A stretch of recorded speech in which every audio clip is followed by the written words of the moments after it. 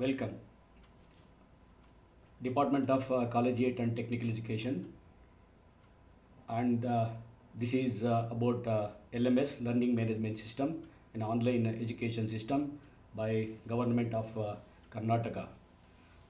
Probably this is the first time we are having such kind of system in our state, and it is wonderful to see you all. And I once again welcome you, student, to this wonderful world of technology, because you have chosen engineering as your domain of study, and I will be your course faculty for engineering graphics. Especially this is taught for first and second semester students from the Department of Mechanical Engineering. Okay, so engineering graphics, that is the subject name. Of course, is what earlier popularly called as engineering drawing, and sometimes engineering drafting. Uh, you know that what is engineering and what is graphics. These are the two terms which we are very much interested to know about the subject itself.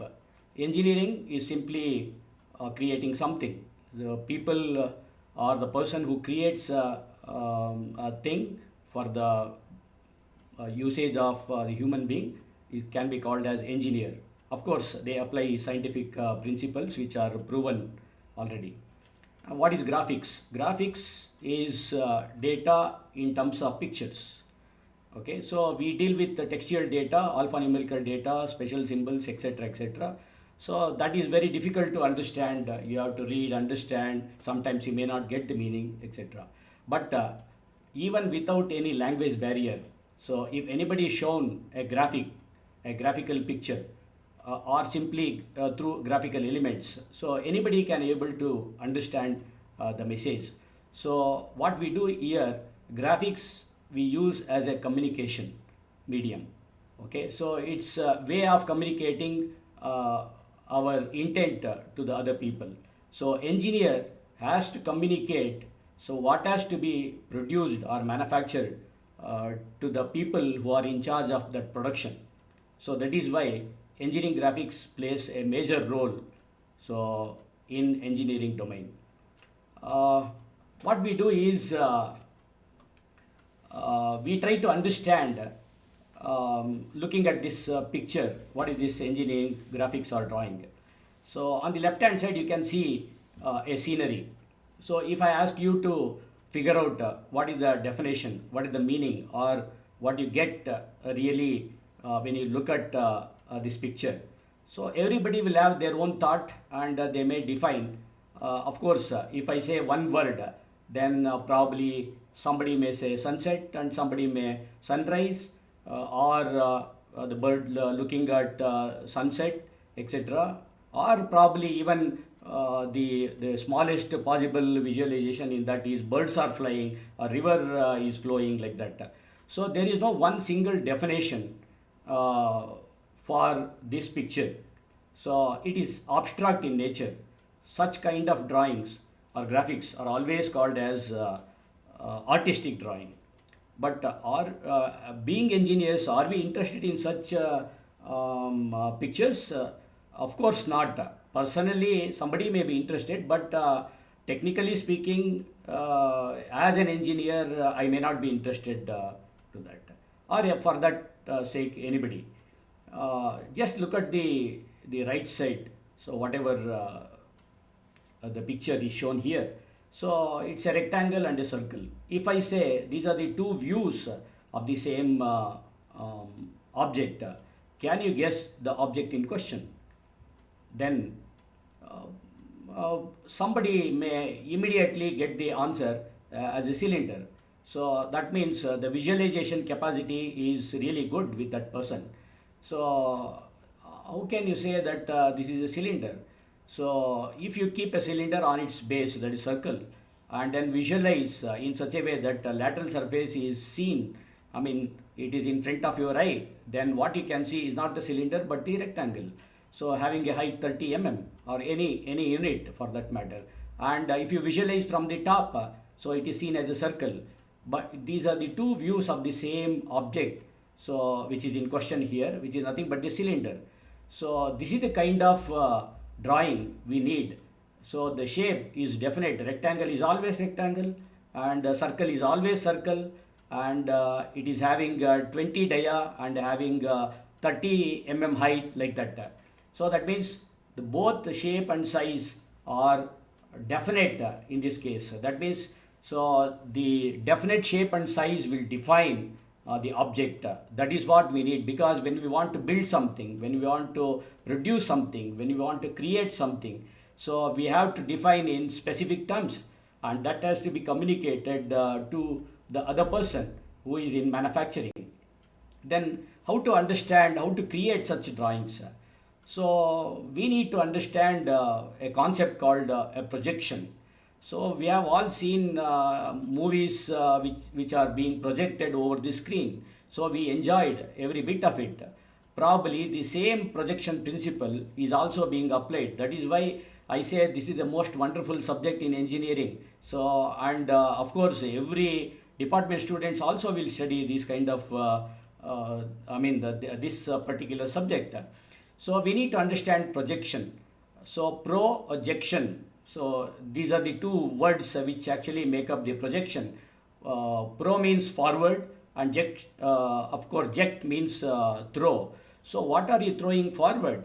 We are actually throwing forward an image or the view of an object onto an imaginary plane. That means we are simply creating a view on an imaginary surface. So that is what projection means. When you say project, you are actually, you know that movie is a series of images, and if you throw this image onto the movie screen, so in the theater, so what you get is the cinema. When it is moved 24 frames per second, so it becomes a movie.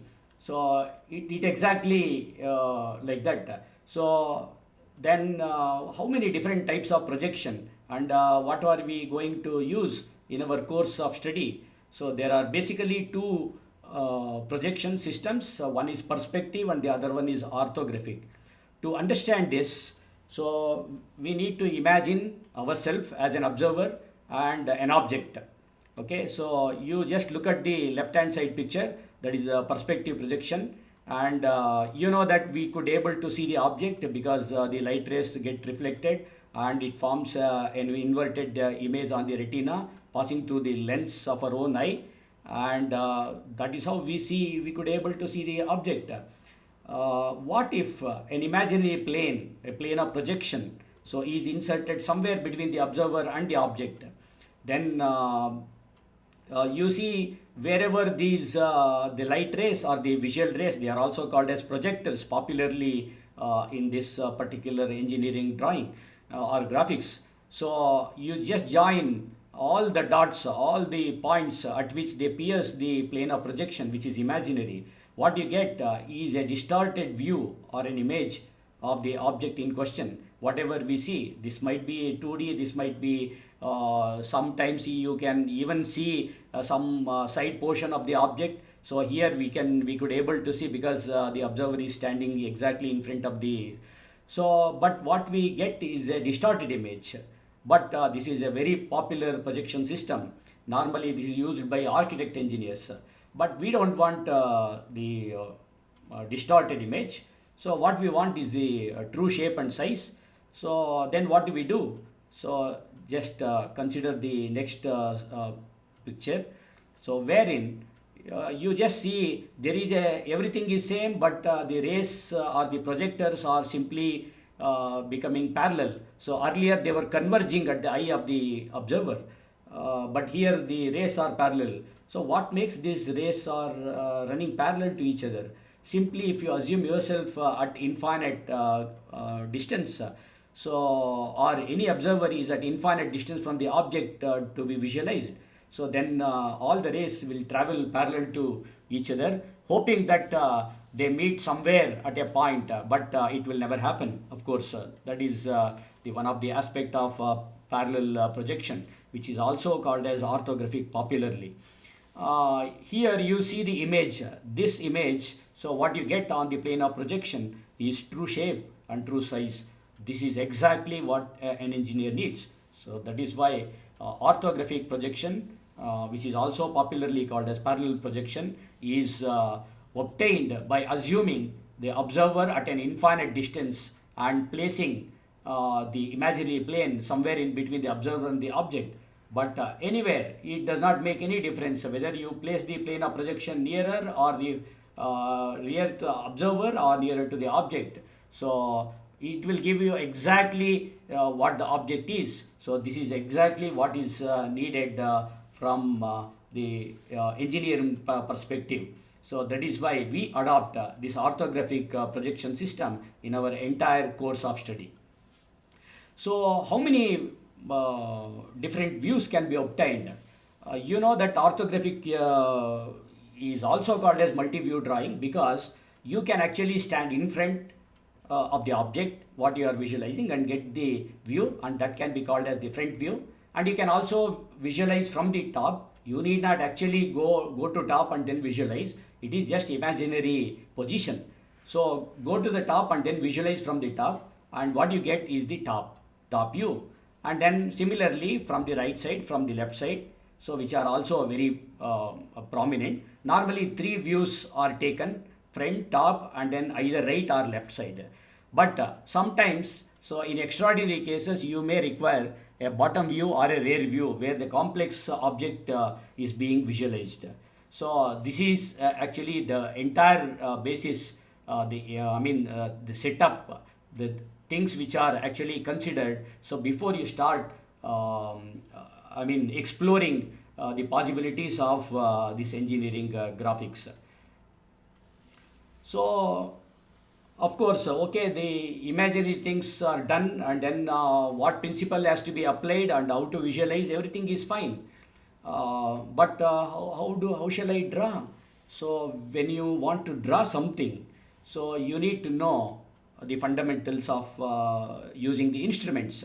So we are already familiar with using pencils. Of course, the grading probably you might not be knowing. I will tell you what is what. So all the engineering pencils. So there is a separate set of pencils. So which are popularly called as engineering pencils and graded H and B. H is hardness and B for softness. So the more the number B, B1, B2, B3 like that. So if you use, the darker will be the thicker will be your writing or your drawing, and then harder will be the pencil when you move from H to 6H or 8H, something like that. So then thinner will be your lines, whatever you draw. So the somewhere in the mid, you know that HP. So both H and B. That means you can use the same pencil for both the drawing thin lines and the thick lines. These are very much important to understand. Otherwise, the quality of the drawing will not be good as expected from you. And then the scales we know already how to use. And then the other one you can see with a roller. So is what is called as a roto scale, which can be used for parallel lines. Okay, so drawing parallel lines. And then of course protractor is there to draw any angle from 0 to 360 degree. And then there are other two triangle shaped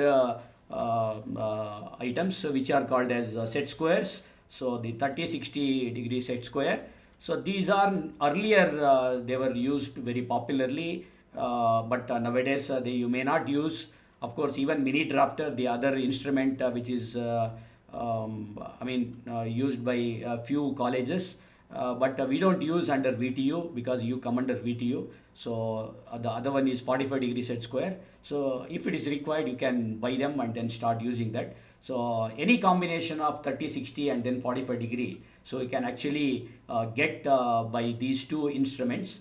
So automatically parallel lines can be drawn at those angles. So that is the advantage of these two set squares. Of course, there will be sharpener, there will be eraser. Eraser is not the ordinary one. The eraser should be the engineering eraser. So of course, you need medium to draw your imaginary things or the drawing, whatever the object you are interested in. So you can use a sketchbook by suggested by VTU, so which is nothing but a graph book.